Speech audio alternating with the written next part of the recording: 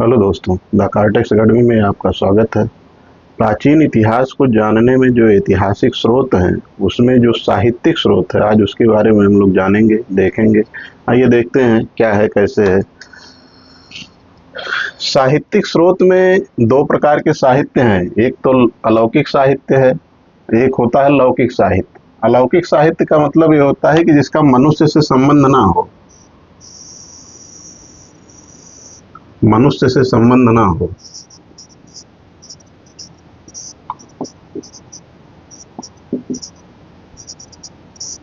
मनुष्य से संबंध बना हो, उसके लिए ऋषि मुनि या कोई आपसे शक्तियां हैं जो उसकी रचना करती हैं। दूसरी तरफ आता है लौकिक साहित्य, जिसकी रचना मनुष्यों द्वारा की गई, जिसमें ब्राह्मणेतर ग्रंथ आता है, जिसमें बौद्ध साहित्य, जैन साहित्य और धर्मनिरपेक्ष ग्रंथ आते हैं। धर्मनिरपेक्ष ग्रंथ वो होते हैं कि जो किसी राज दरबार में किसी कवि द्वारा, किसी लेखक द्वारा जो लिखे गए अलग अलग ग्रंथ हैं, उसको धर्मनिरपेक्ष साहित्य कहा जाता है। वो राज दरबार में लिखे गए हों या उससे अलग लिखे गए हों, उसको धर्मनिरपेक्ष साहित्य कहा जाता है। अब अलौकिक साहित्य या धार्मिक साहित्य, इसको ब्राह्मण साहित्य भी कहा जाता है।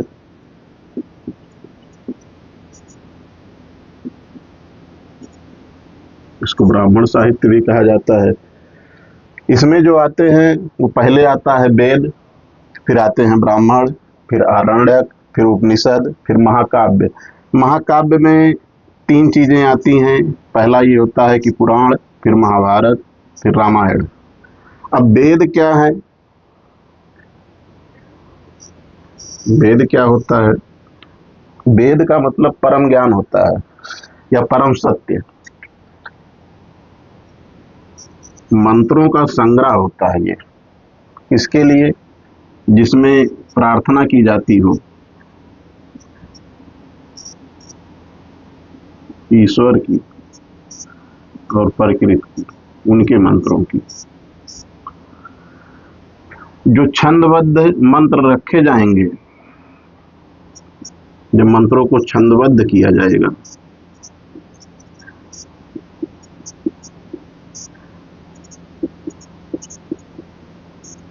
तो उसे ऋचा कहा जाता है।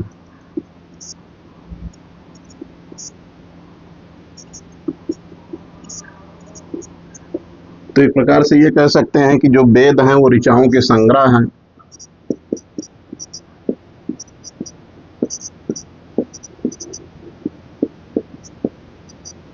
तो वेद क्या है? परम ज्ञान है, परम सत्य है, मंत्रों के संग्रह हैं, ऋचाओं के संग्रह हैं। ये अपौरुषेय हैं। तो अपौरुषेय का मतलब क्या होता है कि ये मनुष्य द्वारा रचित नहीं है। तो किसके द्वारा रचित है? अगर मनुष्य नहीं इसकी रचना किया है तो फिर रचना किसने किया है? ऋषि मुनि। ऋषि मुनि द्वारा गहरे साधना में या समाधि में जो महसूस करते हैं जिस ज्ञान को, उसको अपौरुषेय कहा जाता है। गहरी साधना में जाने के बाद जिस ज्ञान का, दिव्य शक्ति का, दिव्य ज्ञान का आभामंडल बनता है, उसको महसूस किया जाता है, उसको अपौरुषेय कहा जाता है। और उसी फिर ज्ञान को जब ऋचाओं के माध्यम से संग्रहित किया जाता है तो उसे वेद कहा जाता है। अब उस समय लिखने की परंपरा तो थी नहीं, तो श्रुति परंपरा थी। श्रुति परंपरा क्या होती है कि किसी चीज को सुन सुना कर याद करना, तो सुनाएगा कौन? गुरु। सुनेगा कौन? शिष्य। तो गुरु शिष्य परंपरा में सुन सुना कर याद करने की जो परंपरा विकसित हुई वैदिक साहित्य में, उसे श्रुति परंपरा कहा गया। अब जिन बातों को ऋषि मुनियों ने महसूस किया, उसका आभा बनाया, उसके बारे में जाना क्या कैसे है, दिव्य ज्ञान जो है, उसको एक ऋषि हैं, ऋषि कृष्ण द्वैपायन, सारी बातों को 4 वर्गों में विभाजित करते हैं। 4 वर्गों में विभाजित करते हैं। यही विभाजन के कारण इनको वेद व्यास कहा जाता है। कृष्ण द्वैपायन को वेद व्यास कहा जाता है। क्यों? क्योंकि उन्हें सभी बातों को 4 भागों में वर्गीकृत किया गया था। अब वही 4 भाग जो हैं वो 4 वेद हैं। कौन कौन से? ऋग्वेद जो सबसे प्राचीन वेद है विश्व का, यजुर्वेद, सामवेद और अथर्ववेद। तो चारों वेद, चार वर्गीकरण किए वेद व्यास जी ने, उसी चीज को चार वेद कहा गया। आइए देखते हैं एक एक वेद करके क्या है, और भारतीय साहित्य का, जो भारतीय धार्मिक साहित्य है उसका ढांचा कैसे है, उसके बारे में जानते हैं, समझते हैं।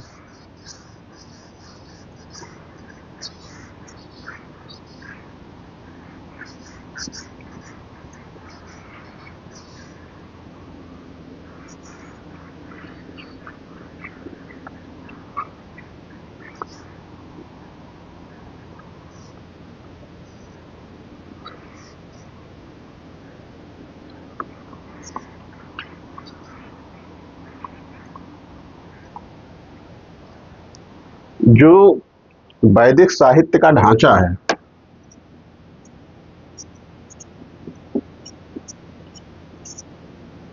वैदिक साहित्य का ढांचा,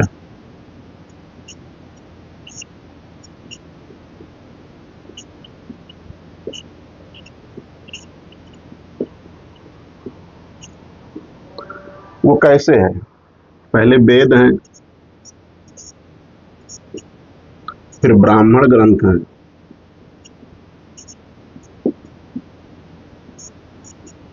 फिर क्या है ब्राह्मण ग्रंथ के बाद? आरण्यक है, आरण्यक के बाद उपनिषद है,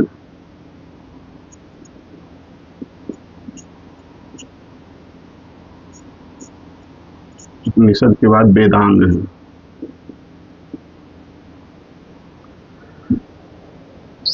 ये पूरा वैदिक साहित्य का ढांचा है। इसके बाद ये, इसके बाद ये, पहले वेद विकसित हुए, उसको सरल करने के लिए ब्राह्मण ग्रंथ विकसित हुए, उसके बाद आरण्यक विकसित हुए। जब दर्शन का विकास शुरू हुआ, चिंतन की प्रक्रिया शुरू हुई, बाद में चिंतन के बाद जब दर्शन निकल के आया तो वो उपनिषद बना, और उपनिषद भी सारी विकासों में जो लास्ट निकल के आया वो वेदांग है। तो वेद क्या है? मंत्रों का संग्रह, मंत्रों का संग्रह है। ब्राह्मण ग्रंथ क्या है? वेदों में जिन मंत्रों का वर्णन है, चाहे वो ईश्वर के लिए हो या प्रकृति के लिए हो, प्रकृति के लिए हो, उसके जो विधि विधान है,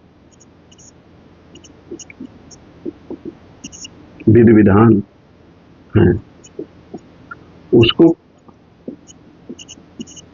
कैसे पूरा किया जाए, कैसे पूरा किया जाए,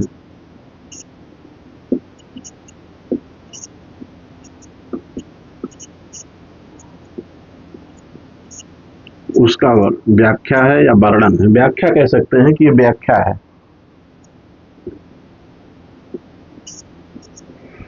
आरण्यक क्या होता है? अरण्य वन का पर्यायवाची होता है। तो वनों में बैठकर जो ऋषि मुनि चिंतन किए, वनों में जो चिंतन हुआ, ज्ञान मिला, उसको आरण्यक कहा गया। वनों में जो चीजें हुई, उपनिषद चिंतन के बाद दर्शन आया, अलग अलग दर्शन, अलग अलग भाग हैं। फिर वेदांग आए, अंतिम भाग वेदों के।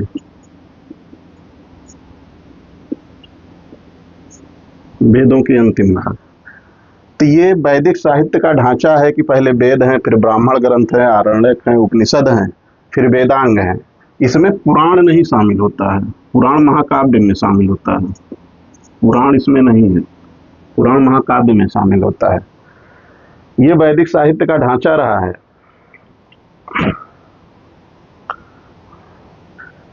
अगर ऋग्वेद, यजुर्वेद, सामवेद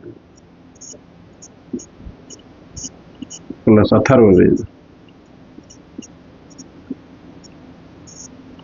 इन सबको एक साथ जोड़ दिया जाए, सबको सामूहिक रूप से संहिता कहा जाता है।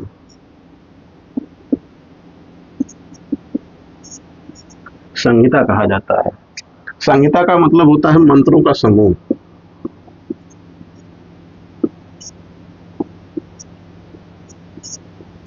इसे संहिता कहा जाएगा।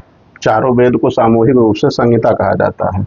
अगर इसमें से अथर्ववेद को हटा दें, अथर्ववेद को हटा दें, तो इन तीनों वेदों को वेद त्रयी कहा जाता है। क्यों अथर्ववेद को क्यों हटा दिया जाता है? क्योंकि ये तीनों ईश्वर और प्रकृति से संबंधित हैं। ईश्वर एवं प्रकृति से संबंधित हैं, जबकि अथर्ववेद मानव जीवन से संबंधित है।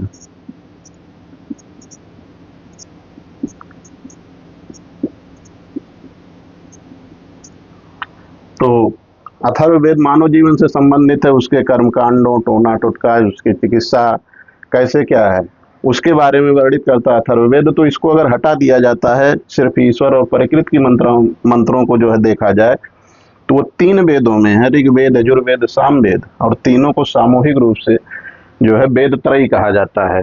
एक शब्द यहाँ वेद त्रयी के साथ साथ प्रस्थान त्रयी आता है।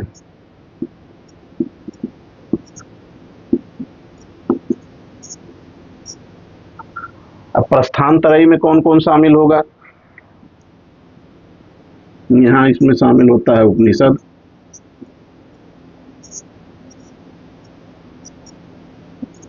ब्रह्मसूत्र और महाभारत। इसको प्रस्थान त्रयी कहा जाता है। उपनिषद, ब्रह्मसूत्र और महाभारत को सामूहिक रूप से प्रस्थान त्रयी कहा जाता है। तो वेद त्रयी में ऋग्वेद, यजुर्वेद, सामवेद, प्रस्थान त्रयी में उपनिषद, ब्रह्मसूत्र और महाभारत। वेद त्रयी में ईश्वर और प्रकृति की पूजा होती है। अथर्ववेद को इसलिए हटा दिया जाता है क्योंकि वो मानव जीवन से संबंधित है। आइए देखते हैं कि ऋग्वेद के एक एक दर्शन देखते हैं, दर्शन करते हैं अलग अलग वेदों का।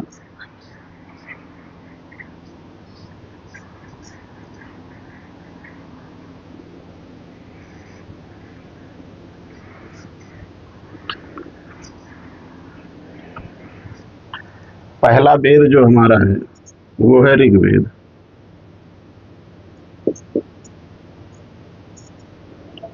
ऋग्वेद मानव सभ्यता का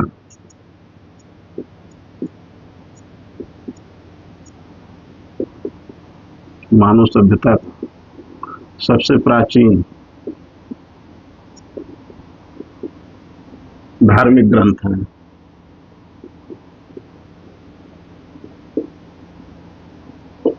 मानव सभ्यता का सबसे प्राचीन धार्मिक ग्रंथ है। चार वेदों में प्रथम है। चार वेदों में प्रथम है ऋग्वेद। इसमें ईश्वर की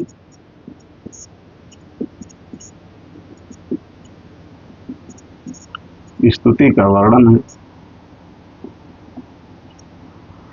ईश्वर की स्तुति का वर्णन है। आइए ऋग्वेद की आंतरिक संरचना देखते हैं। ऋग्वेद की आंतरिक संरचना,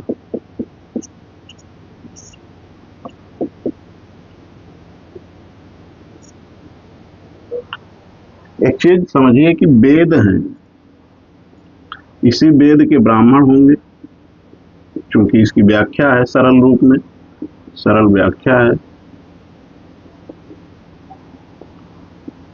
कर्मकांड करने के बाद इसी के फिर आरण्यक होंगे, फिर उपनिषद होंगे। तो हर वेद के अपने ब्राह्मण हैं, अपने आरण्यक हैं, अपने उपनिषद हैं। उसको आगे हम लोग देखेंगे। तो आंतरिक संरचना क्या है? पहले तो मंडल है सबसे बड़ा, फिर सूक्त है, फिर मंत्र हैं या ऋचाएं हैं,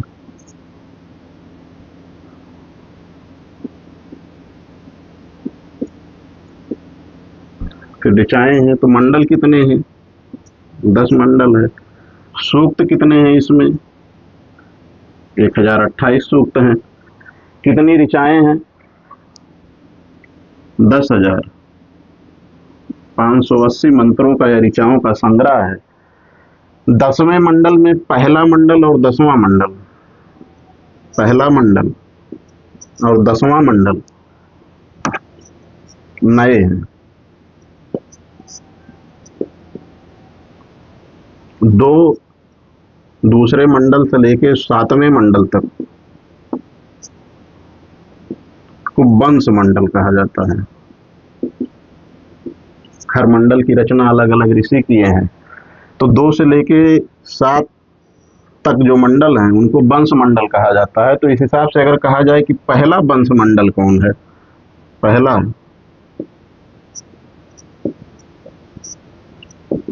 वंश मंडल कौन है, तो सेकंड, दूसरा मंडल पहला वंश मंडल है। तो पहला मंडल ये है, 10 मंडल हैं, पहला और 10वां जो है वो नए हैं। जो प्राचीन मंडल है वो 2 से लेकर 7 तक मंडल हैं, जिसे वंश मंडल कहा जाता है। पहला वंश मंडल कौन है? दूसरा मंडल ही पहला वंश मंडल है। कुल सूक्त में 1028 सूक्त हैं, जिसमें मूल सूक्त 1017 है, जबकि बालखिल्य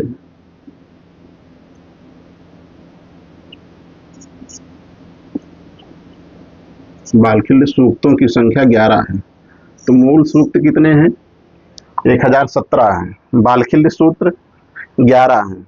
कितने ऋचाएं हैं? 10,580 ऋचाएं हैं। ऋग्वेद समानता होती है किससे? जिंद अवेस्ता से।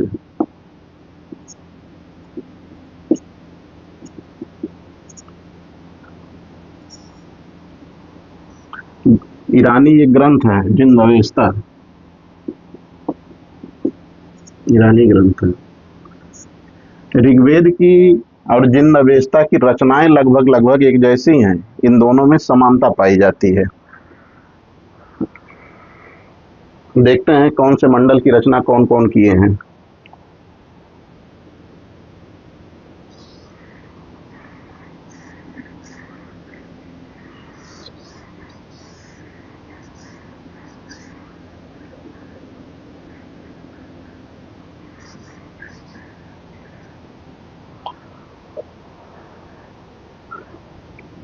जो पहला मंडल है,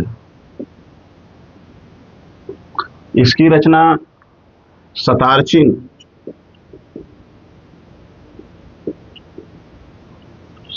नामक ऋषि थे, और एक थे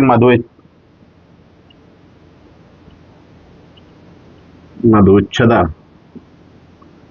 इन दोनों ऋषियों ने पहले मंडल की रचना की। बाद में इसलिए जोड़ा गया कि जितने ऋषि मुनि लिखे थे, अलग अलग मंडलों को लिखे थे, अलग अलग भागों में विभाजित किए थे, उन्हीं ऋषियों के कुलों का वर्णन करके उसको आगे परिशिष्ट के रूप में जोड़ दिया गया था। तो इसमें क्या है? ऋषियों के वंशों या कुलों का वर्णन।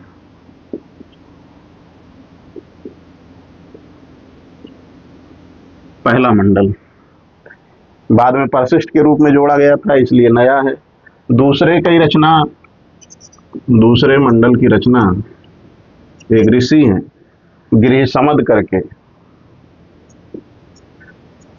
गृहसमद करते हैं। ये पहला वंश मंडल है।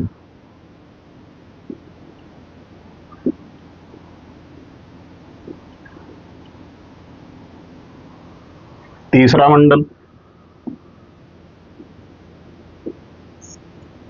तीसरे मंडल की रचना ऋषि विश्वामित्र करते हैं।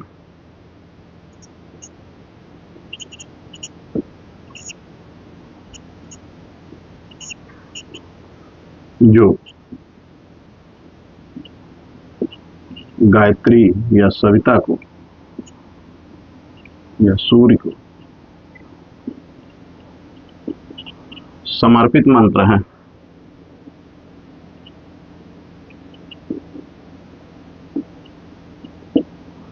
तो तीसरे मंडल में गायत्री मंत्र जो आता है ओम भूर्भुवः स्वः वाला, वो यहीं से आता है।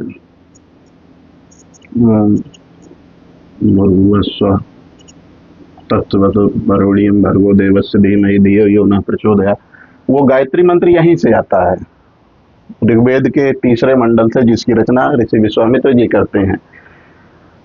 चौथा मंडल है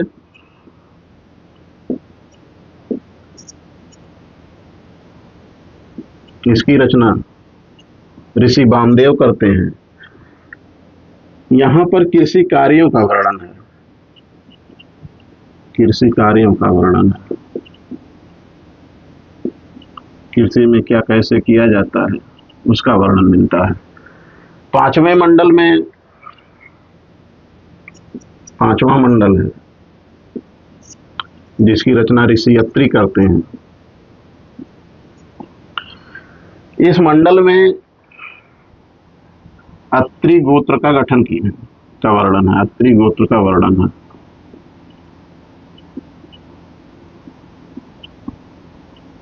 अत्रि गोत्र का वर्णन है।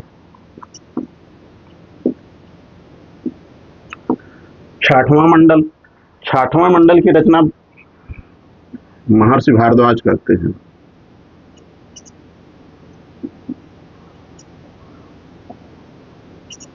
जिनकी कुटिया संगम नगरी प्रयागराज में है।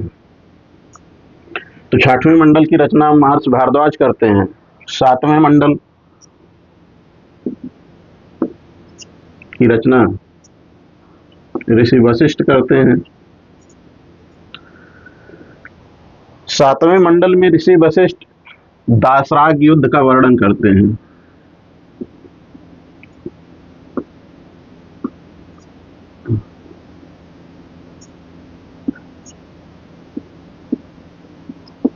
दासराग युद्ध का वर्णन है। आठवें मंडल में क्या है, इसकी रचना ऋषि अंगीरा करते हैं।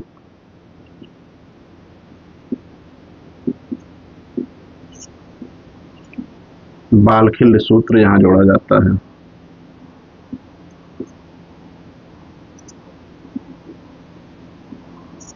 बालखिल्य सूक्त की रचना आठवें मंडल में ऋषि अंगीरा द्वारा किया जाता है।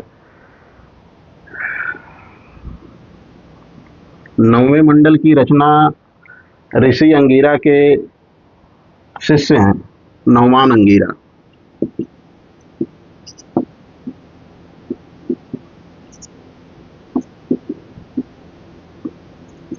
ये मंडल सोमदेव को समर्पित है।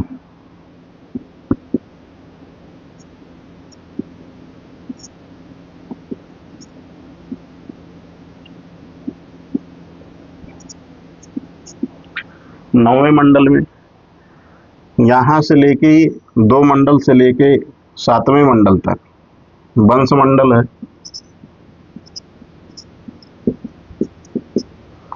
नौवें मंडल की रचना नौमान अंगीरा करते हैं, जो सोमदेव को समर्पित है।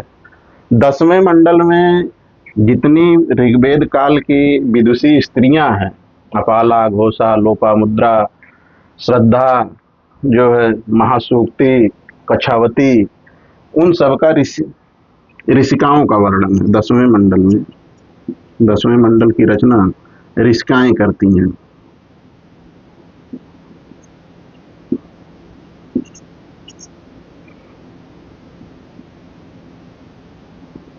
अपाला है, घोषा है, लोपामुद्रा है, श्रद्धा है। तो ये ऋषिकाएं हैं, उनके द्वारा रचित 10वां मंडल है। अलग अलग ऋषिकाएं हैं उसमें, जो है आत्रेयी हैं, विश्वसारा आत्रेयी हैं,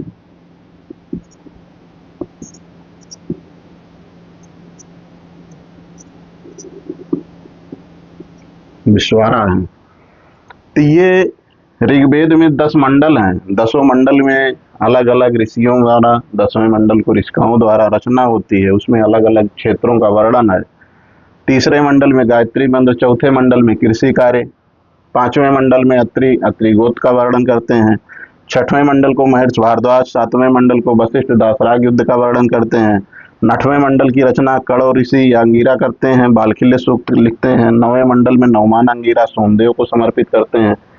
तो ये 10 मंडल का वर्णन रहा ऋग्वेद के। आइए देखते हैं कि ऋग्वेद के जो आरण्यक हैं या उपनिषद हैं या ब्राह्मण ग्रंथ हैं उनमें क्या प्रावधान है।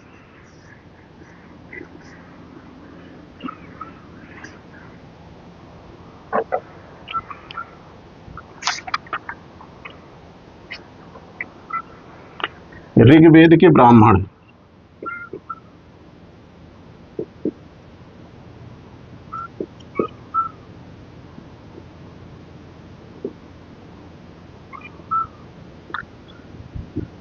यहां 2 नाम आते हैं,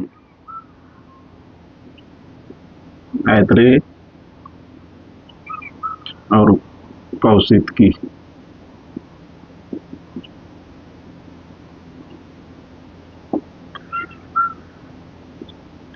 ये जो ऋषि इसकी रचना करते हैं वो महिदास हैं।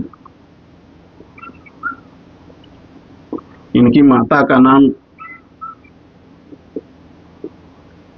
इतरा होता है, तो इन्हीं के नाम पे इसको ऐत्रेय कहा जाता है। इसकी रचना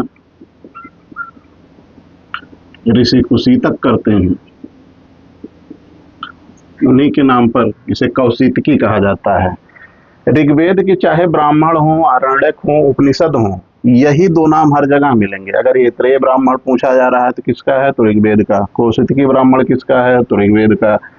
ऐत्रेय उपनिषद किसका है, ऐत्रेय कौशितकी उपनिषद किसका है, तो ऋग्वेद का। ऐत्रेय आरण्यक किसका है, तो ऋग्वेद का। कौशितकी आरण्यक किसका है, तो ऋग्वेद का। यही 2 नाम आरण्यक में चलते हैं, उपनिषद में भी चलते हैं। आरण्यक में भी, उपनिषद में भी चलते हैं। इसमें कौशितकी में 23 अध्याय हैं,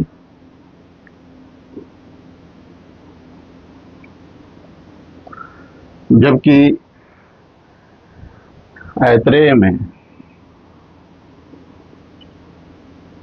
40 अध्याय हैं।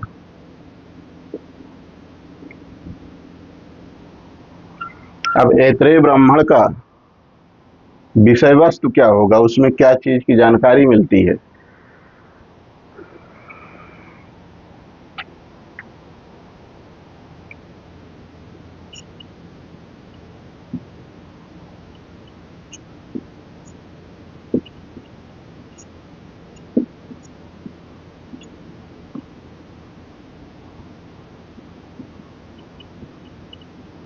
ऐत्रेय का विषय वस्तु क्या है। पहला तो यहाँ पे राजसूय यज्ञ का वर्णन है।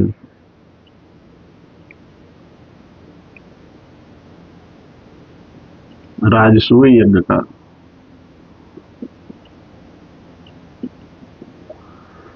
राजसूय यज्ञ का वर्णन है। दूसरे में राजा की उत्पत्ति का वर्णन है, राजा की उत्पत्ति का वर्णन।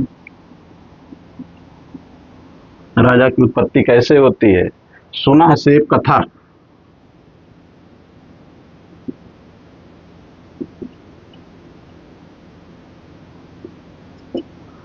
इसका वर्णन है सुना से कथा में राजा हरिश्चंद्र और उनके बेटे रोहित के लिए जो कथा वर्णित है, जिसमें आगे जो है कर्तव्य और सत्य की व्याख्या की गई है। कर्तव्य एवं सत्य की व्याख्या की गई है एक कहानी के माध्यम से।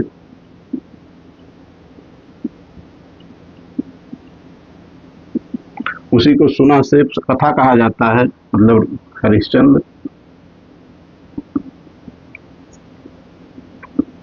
एवं उनके पुत्र रोहित।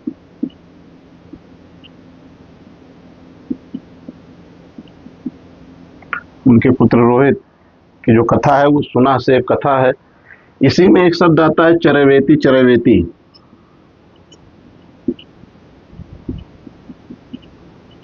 चरैवेति चरैवेति इसका मतलब ये होता है कि जीवन चलने का नाम है, जो रुक गया वो मर गया। चलते रहना ही जीवन है, रुकना मृत्यु है। तो चरैवेति चरैवेति जो आता है वो ऐत्रेय ब्राह्मण में ही आता है। कौशितकी ब्राह्मण,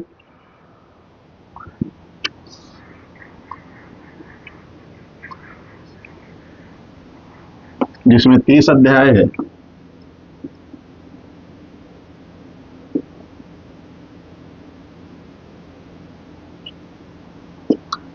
है, इसे संखायन भी कहा जाता है। संखायन भी कहा जाता है। इसकी विषय वस्तु क्या है?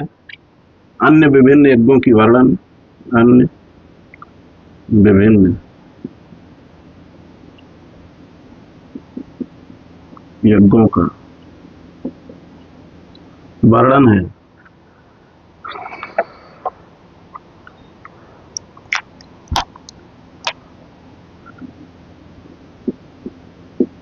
सदाचार की भाषा का वर्णन,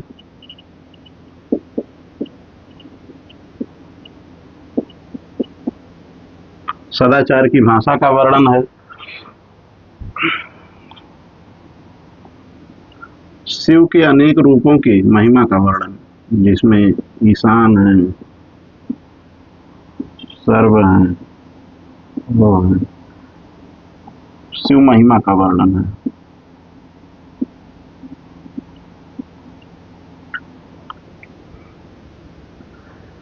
कौशिकी ब्राह्मण में और क्या चीज आता है? इसका जो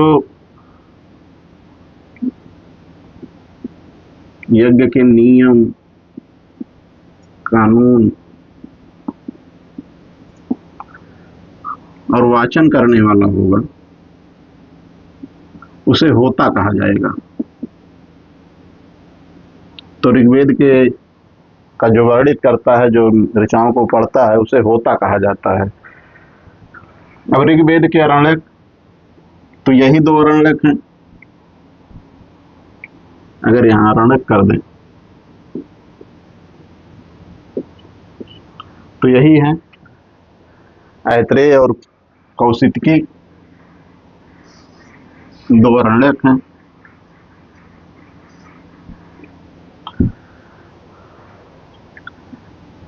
ऐत्रेय अरण्यक में 5 अध्याय है, जबकि कौशितकी अरण्यक में 15 अध्याय है। ये ऋग्वेद के अरण्यक हो गए। उपनिषद, यही चीज फिर उपनिषद हो जाएंगे।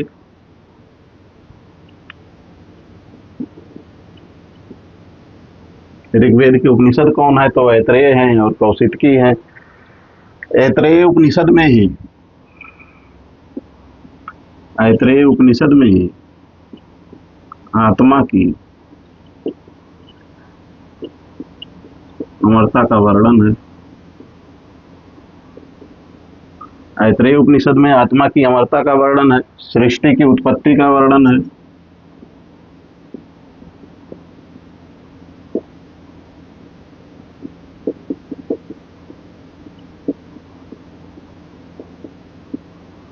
कि सृष्टि की उत्पत्ति कैसे हुई है।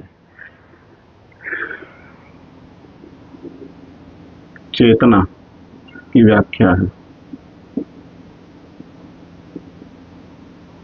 कि चेतना क्या है, उसकी व्याख्या ऐत्रेय उपनिषद में होती है। इसी का एक वाक्य आता है चेतना की व्याख्या में, प्रज्ञान ब्रह्म, प्रज्ञान ब्रह्म। इसका मतलब चेतना ही ब्रह्म है, चेतना ही ब्रह्म है। तो ऋग्वेद के जो अरण्यक हैं, उपनिषद हैं, ब्राह्मण हैं, वो सब एक ही नाम से हैं, ऐत्रेय और कौशितकी नाम से।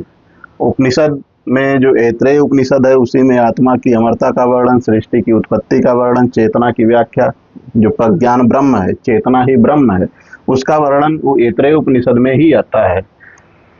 देखते हैं कि अगला वेद कौन सा है।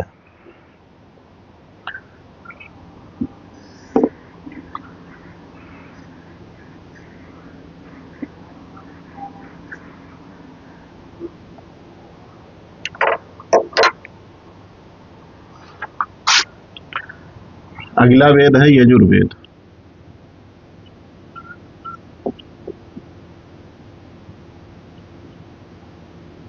यजुर्वेद का मतलब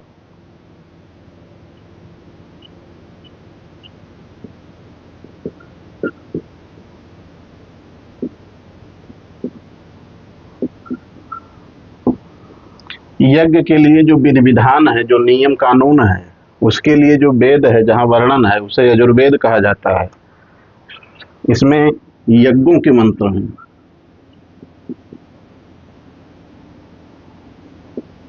यज्ञों के मंत्र हैं। वेदों में दूसरा स्थान है। वेदों में दूसरा स्थान है। दूसरा स्थान इसलिए भी है कि अगर ऋग्वेद में प्रकृति और ईश्वर के मंत्रों की वर्णन है, तो उस मंत्रों को कहाँ लागू करना है, ईश्वर और प्रकृति की पूजा कैसे होगी, तो उसका वर्णन उसके आगे वाले यजुर्वेद में ही होगा। तो यजुर्वेद, यजु यज्ञ और ज्ञान, यज्ञों के मंत्रों और वेदों का जो ज्ञान है वो यजुर्वेद में है, वेदों में दूसरे स्थान पर आता है। इसमें यज्ञ की कार्यविधि,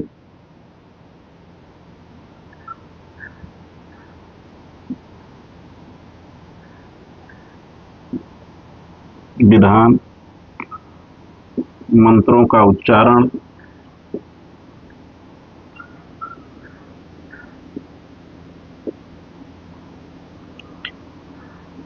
कैसे करना है उसका वर्णन है। तो कार्यविधि कैसे होगी, यज्ञों का विधान कौन से होंगे, कैसे नियम कानून होंगे, और मंत्रों का उच्चारण कैसे होगा, इसी के माध्यम से इससे ये कह सकते हैं कि यजुर्वेद कर्मकांड प्रधान है। कर्मकांड प्रधान है।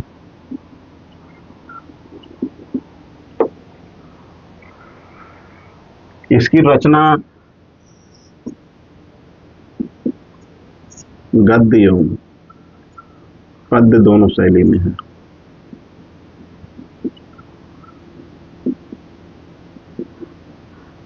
इसकी जो शाखा होगी, इसमें दो शाखाएं हैं, एक शुक्ल यजुर्वेद है,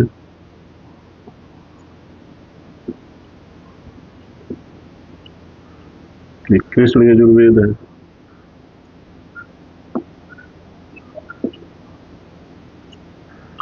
तो इसकी दो शाखाएं हैं, शुक्ल यजुर्वेद और कृष्ण यजुर्वेद। कृष्ण यजुर्वेद सिर्फ मंत्रों की व्याख्या है, इसलिए यह केवल गद्य में है, जबकि शुक्ल यजुर्वेद मंत्र के साथ व्याख्या है, मंत्र प्लस व्याख्या है, इसलिए यह गद्य प्लस पद्य दोनों में है। तो शुक्ल यजुर्वेद, कृष्ण यजुर्वेद, शुक्ल गद्य एवं पद्य दोनों में है। इसके प्रवर्तक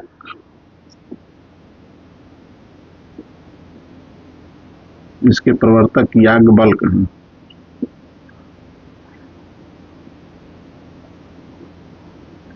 शुक्ल यजुर्वेद के प्रवर्तक याज्ञवल्क्य हैं। इसकी जो संहिता है शुक्ल यजुर्वेद की,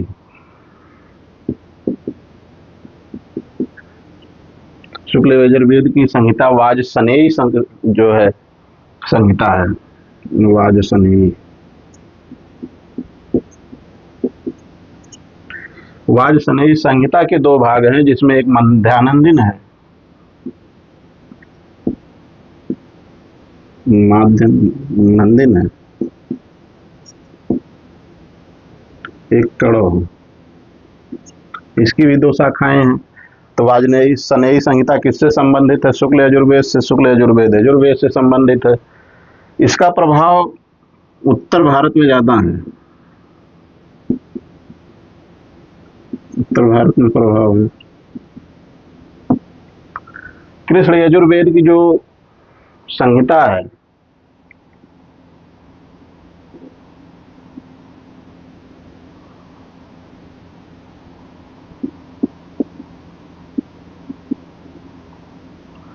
कृष्ण यजुर्वेद की जो संहिता है वो है तैत्तिरीय मैत्रायणी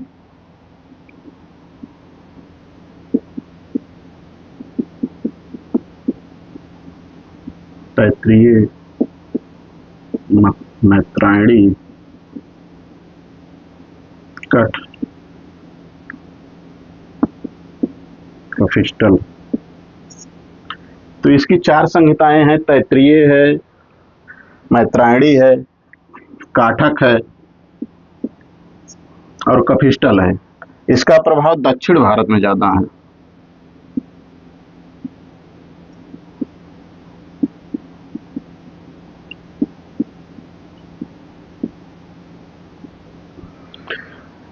तो शुक्ल यजुर्वेद की संहिता वाजसनेयी 2 शाखा है, मध्यानिंद और कणव, उत्तर भारत में ज्यादा प्रभाव है। जबकि कृष्ण यजुर्वेद की संहिता में तैत्तिरीय है, मैत्रायणी है, काठक है और कपिष्ठल है, जिसका दक्षिण भारत में ज्यादा प्रभाव है।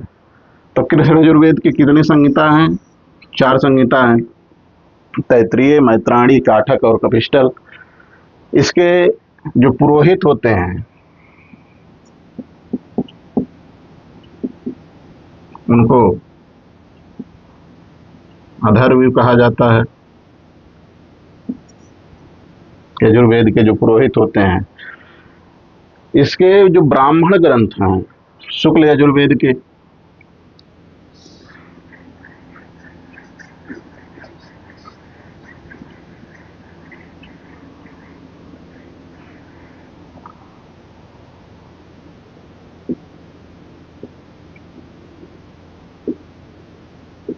ब्राह्मण, अब 2 भाग है तो दोनों के अलग अलग ब्राह्मण होंगे। तो शुक्ल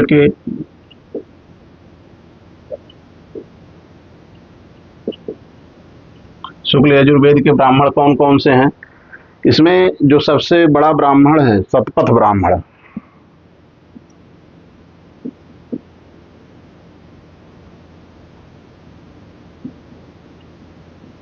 सभी ब्राह्मणों में कोई भी वेद के कोई भी ब्राह्मण हो, सबसे बड़ा ब्राह्मण है।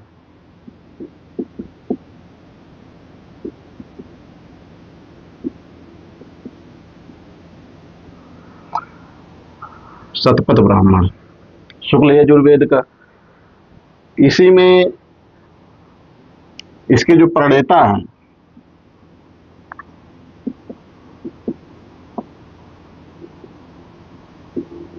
याज्ञवल्क्य जी हैं। वैसे याज्ञवल्क्य इसके प्रणेता हैं। तो यार जो है इसमें 100 अध्याय हैं लगभग।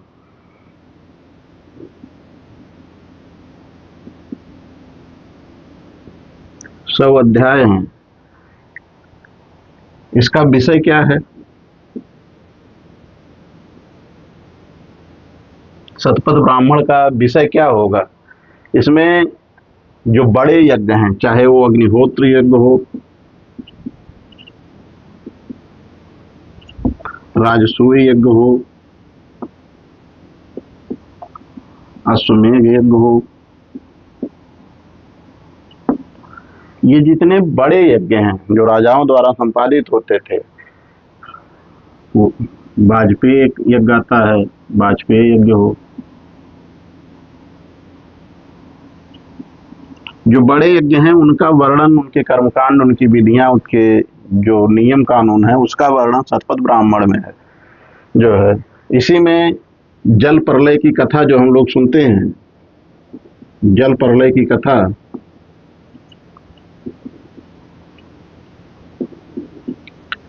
वो शतपथ ब्राह्मण से ही आती है। मनुष्य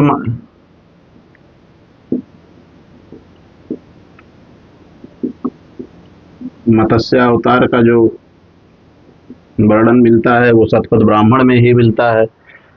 पुरुरवा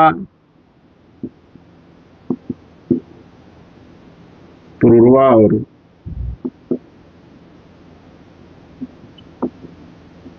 उर्वशी संवाद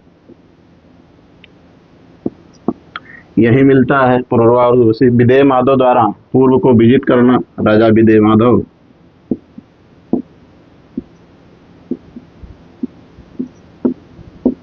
द्वारा पूर्व विजय का वर्णन इसी शतपथ ब्राह्मण में मिलता है। कृषि पद्धति का वर्णन इसमें मिलता है।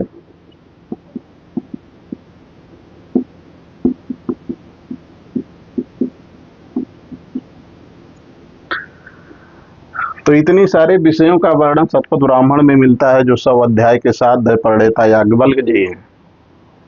बड़े यज्ञों का वर्णन, जल प्रलय की, मनुष्य मत्स्य अवतार की, पूर्वा उर्वशी संवाद की, विदेह माधव द्वारा पूर्व के विजय करने का, कृषि पद्धति का वर्णन, इन सारी विषयों को इतने विस्तार से चर्चा किया गया है कि यही चीज इसको सबसे बड़ा ब्राह्मण बनाता है। अब दूसरा एक आता है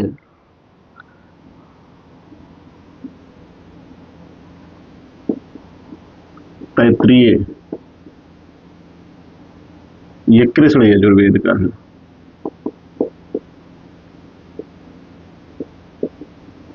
इसका जो दूसरा ब्राह्मण है, प्रणेता कौन है? एक ऋषि है, ऋषि तित्तरी करके, ये तैत्रीय ब्राह्मण के प्रणेता हैं। यहीं पर नक्षत्रों का ज्ञान, नक्षत्रों का ज्ञान, ज्योतिष का ज्ञान, इसका वर्णन यहाँ मिलता है। जो कृष्ण वेद का ब्राह्मण है, तैत्रीय ब्राह्मण, जिसके प्रणेता ऋषि तैत्रीय हैं, वो नक्षत्रों का ज्ञान और ज्योतिष के ज्ञान का वर्णन करते हैं। ये तो रहा यजुर्वेद के ब्राह्मण। यहाँ एक चीज और है कि ज्योतिष ज्ञान के आधार पर यज्ञ वेदियों का,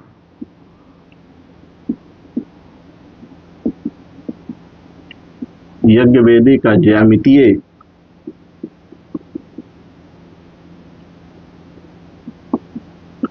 कि कौन सी यज्ञ वेदी का ज्यामिति, उसकी लंबाई, चौड़ाई, ऊंचाई कितनी होगी, उसका वर्णन भी तैत्रीय ब्राह्मण में ही मिलता है।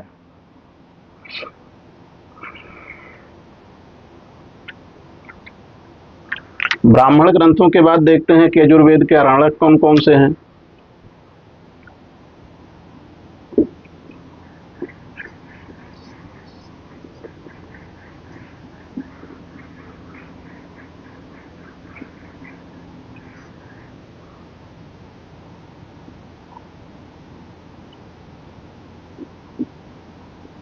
यजुर्वेद,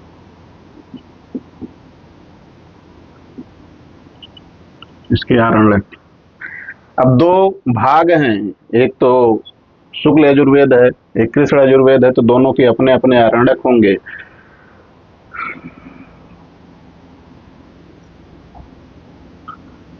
तो शुक्ल यजुर्वेद का जो आरण्यक होगा वो बृहदारण्यक है।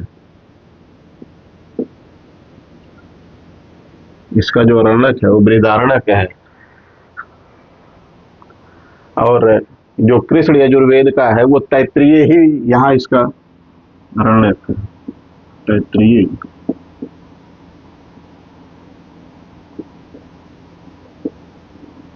तैत्रीय आरण्यक ही कृष्ण यजुर्वेद का आरण्यक है।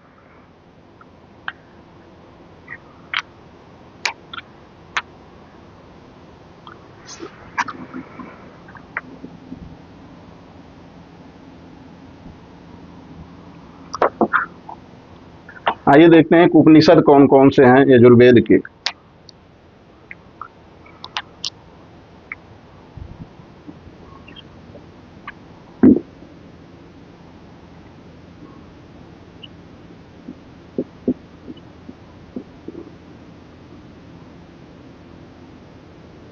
तो यह शुक्ल यजुर्वेद का उपनिषद बृहदारण्यक उपनिषद ही है।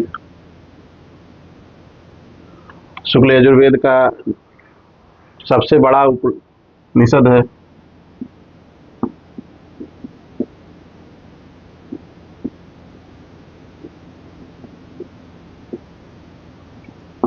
सबसे बड़ा उपनिषद है। इसका विषय वस्तु क्या क्या है? गार्गी याज्ञवल्क्य संवाद,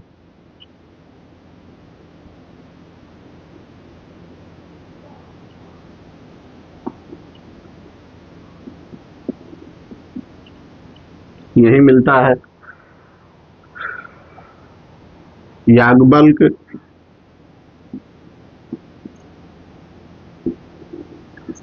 और मैत्री संवाद, इसका वर्णन यही मिलता है बृहदारण्यक उपनिषद में। अस्तो माँ सदगमय तमसो माँ ज्योतिर्गमय, यही मिलता है बृहदारण्यक उपनिषद में।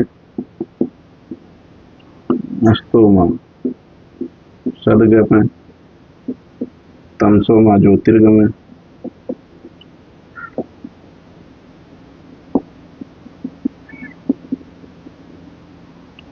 जो ये श्लोक आता है वो बृहदारण्यक उपनिषद से ही आता है। यहीं पे एक जो हम लोगों में सबसे ज्यादा फेमस है, अहम ब्रह्मास्मि, मैं ही ब्रह्म हूँ, वो बृहदारण्यक उपनिषद में ही आता है।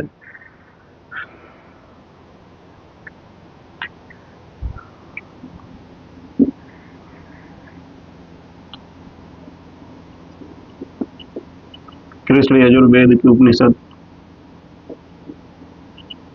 कृष्ण यजुर्वेद की उपनिषद का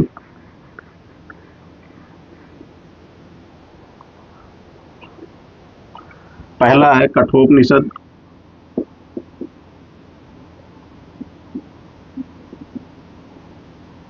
दूसरा है तैत्तिरीय उपनिषद,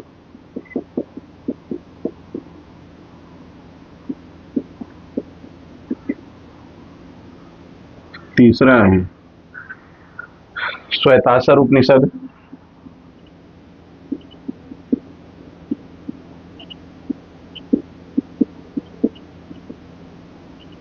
श्वेताश्वर उपनिषद। चौथा उपनिषद जो है वो मैत्रायणी है।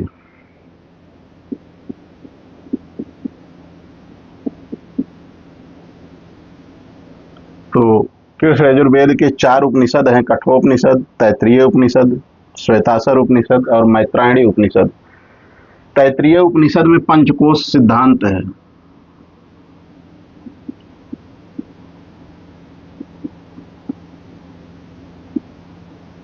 तैत्तिरीय उपनिषद में पंचकोश सिद्धांत का वर्णन है। कठोपनिषद में यम नचिकेता संवाद है। यम नचिकेता संवाद है। श्वेताश्वर उपनिषद में ओम की महिमा का वर्णन है। ओम की महिमा का वर्णन है।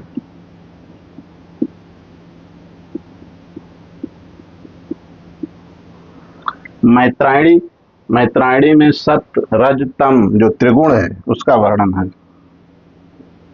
सत रज तम त्रिगुण का वर्णन।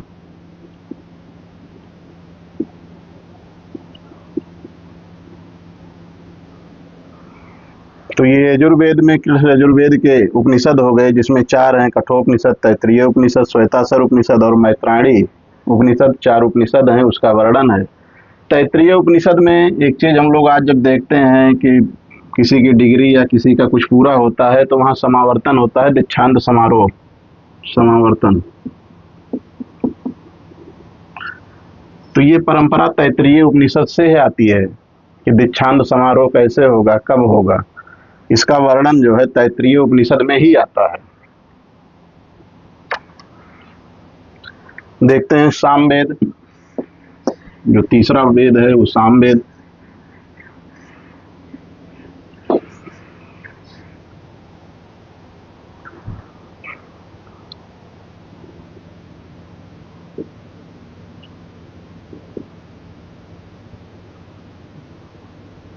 भारतीय संगीत का मूल है।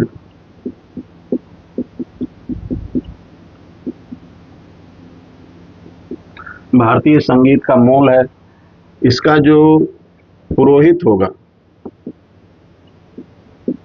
उसे उद्गाता कहा जाएगा। पुरोहित को क्या कहा जाएगा? उद्गाता कहा जाएगा। ये भारतीय संगीत का मूल भी है। सामवेद जो पूरे गान परंपरा है भारत में, उसका जो आधार आता है वो सामवेद से ही आता है। इसके जो ब्राह्मण हैं वो हैं पंचविश और तांडे।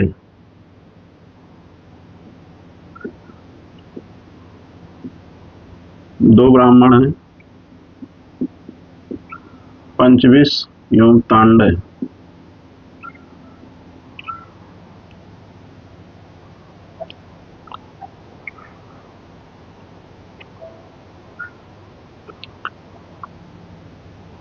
उपनिषद। उपनिषद कौन कौन से हैं सामवेद के? दो उपनिषद हैं,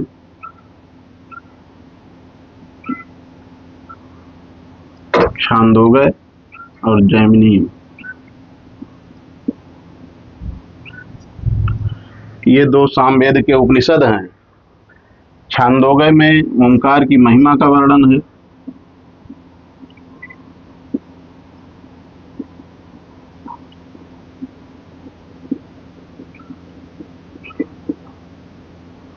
छांदोग्य उपनिषद में ओंकार के महिमा का वर्णन है। तत्त्वमसि एक शब्द आता है, तत्त्वम असि, तुम ही हो।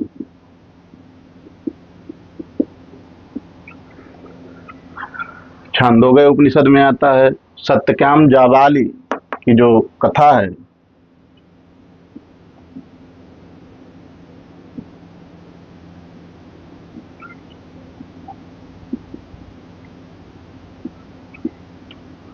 सत्यकाम जाबाली कथा, वो छांदोग्य उपनिषद में ही आता है सामवेद का। इसी में सांडिल्य विद्या एक है,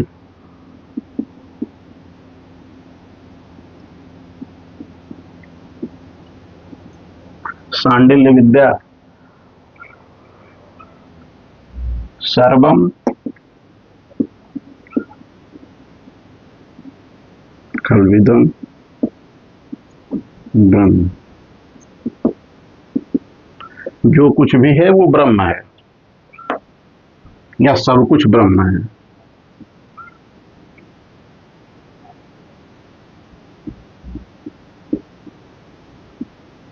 इसका वर्णन आता है छांदोग्य उपनिषद में। अब देखते हैं कि अगला वेद कौन है, अथर्ववेद।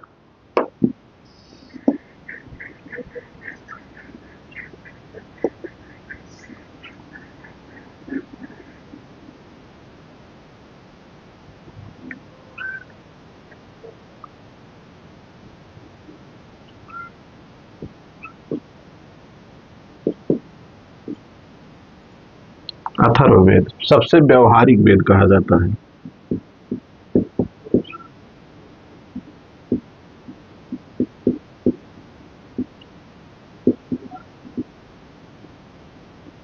सबसे व्यवहारिक वेद,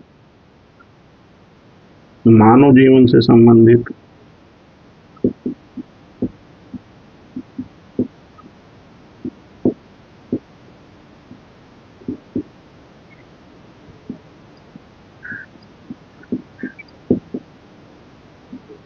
कर्मकांड प्रधान है। प्रणेता इसके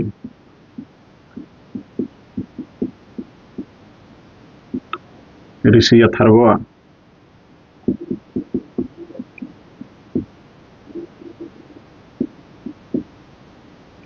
इसके प्रणेता ऋषि अथर्वा है।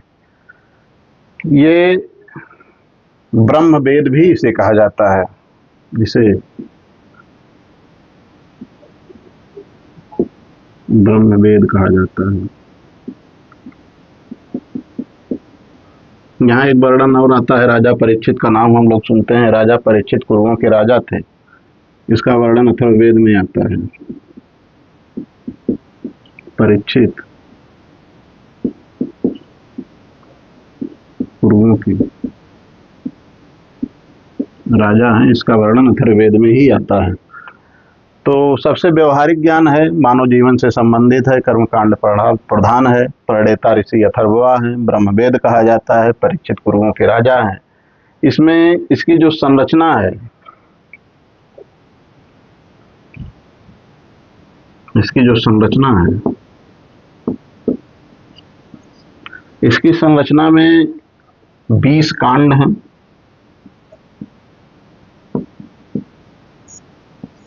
20 कांड हैं, 730 सूक्त हैं, जबकि 6000 मंत्र हैं। जो इसकी आंतरिक संरचना है, 20 कांड, 730 सूक्त, 6000 मंत्र। इसकी जो शाखा है शाखा, इसकी दो शाखाएं हैं, शौनक और पिप्लाद। शौनक और पिप्लाद, ये अथर्ववेद की दो शाखाएं हैं। ये पूरा किस पे फोकस करता है, इसका विषय वस्तु क्या है? ये चिकित्सा और आयुर्वेद पे फोकस करता है। चिकित्सा एवं आयुर्वेद, चिकित्सा एवं आयुर्वेद, राष्ट्र एवं राजनीति,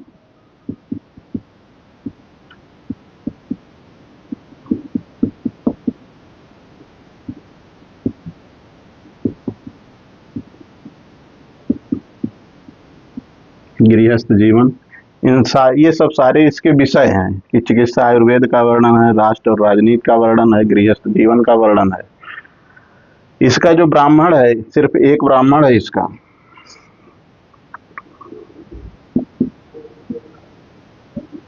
गोपथ ब्राह्मण।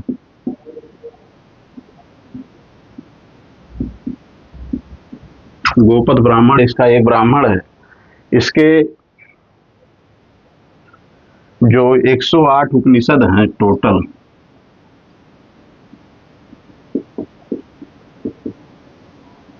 उसके 31 उपनिषद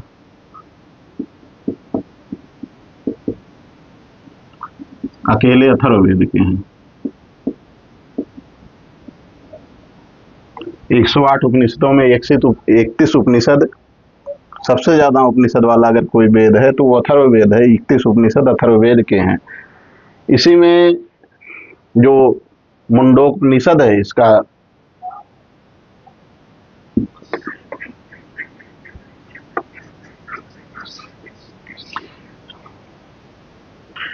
जो पहला उपनिषद है, मुंडोपनिषद,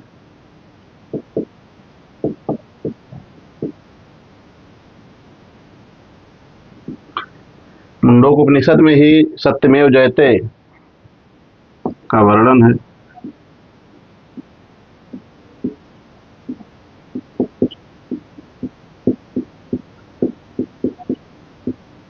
सत्यमेव जयते का वर्णन है। भारत सरकार जो में सत्यमेव जयते लिखा जाता है, जो टैगलाइन है, वो यहीं से मुंडोक उपनिषद से ही आया है। एक दूसरा उपनिषद है का मांडूक्योपनिषद,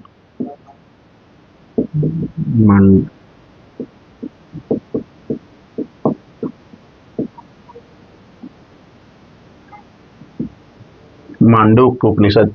इसमें सभी उपनिषदों में सबसे छोटा है, जितने उपनिषद हैं सबसे छोटा उपनिषद।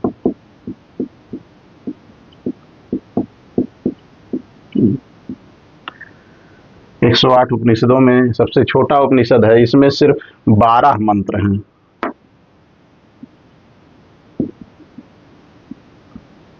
सिर्फ 12 मंत्रों का वर्णन है, सबसे छोटा उपनिषद है। अगला उपनिषद इसका है प्रश्नोपनिषद।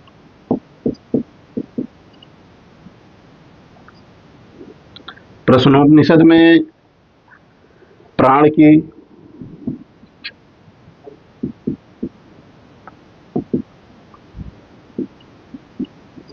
चर्चा, सृष्टि उत्पत्ति की चर्चा,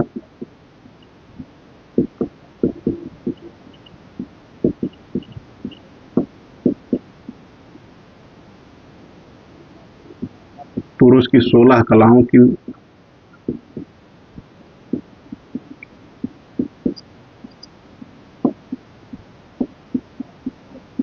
पुरुष की 16 कलाओं का वर्णन प्रश्नोपनिषद में है।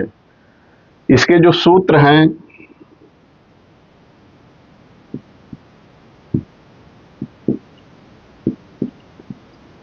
जो अथर्ववेद के सूत्र हैं, वो हैं स्रोत सूत्र और गृह सूत्र।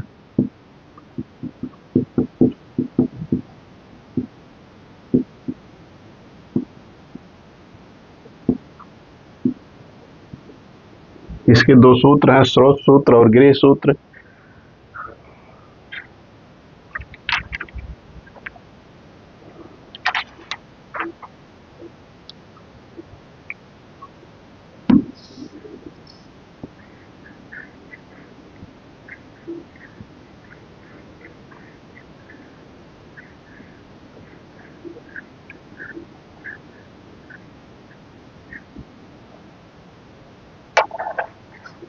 वेदों का जो अंतिम भाग है,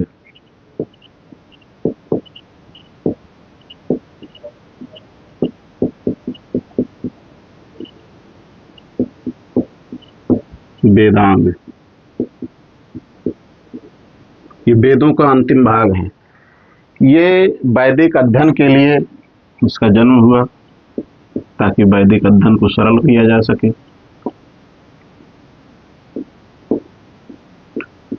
वैदिक अध्ययन के लिए वेदांग कितने हैं?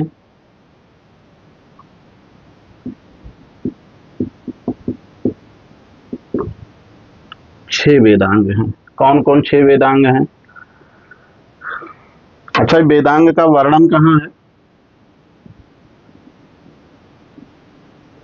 मुंडकोपनिषद।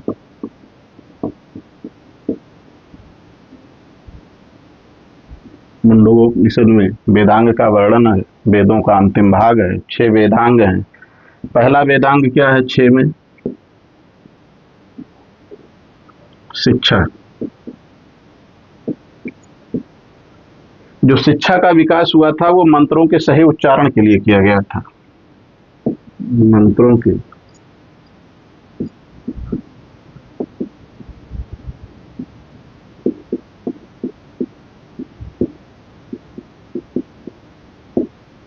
सही उच्चारण के लिए। दूसरा वेदांग कल्प है। कल्प में विभिन्न विधाओं का संकलन है।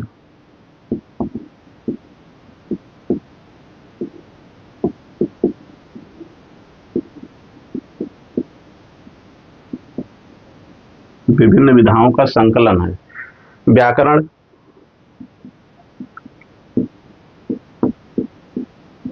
व्याकरण का विकास क्यों होता है? व्याकरण के विकास में, भाषा के विकास के लिए, जब तक व्याकरण नहीं होगा तब तक भाषा का विकास नहीं होगा।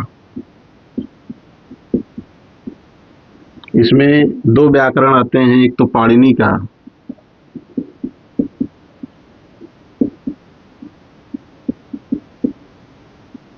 अष्टाध्यायी आता है। दूसरा आता है पतंजलि का महाभाष्य। जो व्याकरण पे लिखी पुस्तकें हैं। अगला क्या विकसित हुआ था? निरुक्त।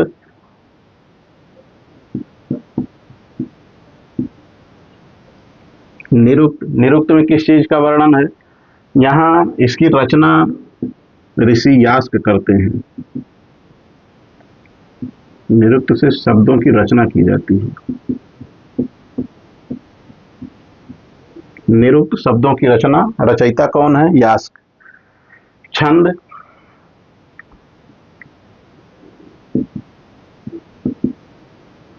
छंद जो होता है वो किसी, जो ये कह सकते हैं कि जो लिखा गया है, जिस भाषा का विकास है, उसको व्यवस्थित क्रम करना।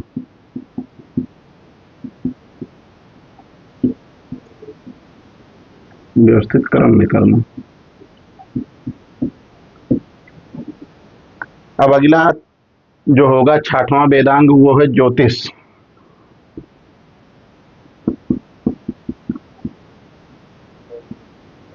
ज्योतिष में नक्षत्रों, सौरमंडल आदि का वर्णन है। नक्षत्र, सौरमंडल का वर्णन है। तो ये 6 वेदांग है। शिक्षा है, कल्प है, व्याकरण है, निरुक्त है, छंद है और ज्योतिष है। इसके अलग अलग। अब कल्प के माध्यम से यहाँ सूत्र का विकास होता है। ये जो कल्प है, कई विधाओं का संकलन है, तो यहाँ से सूत्र का विकास होगा।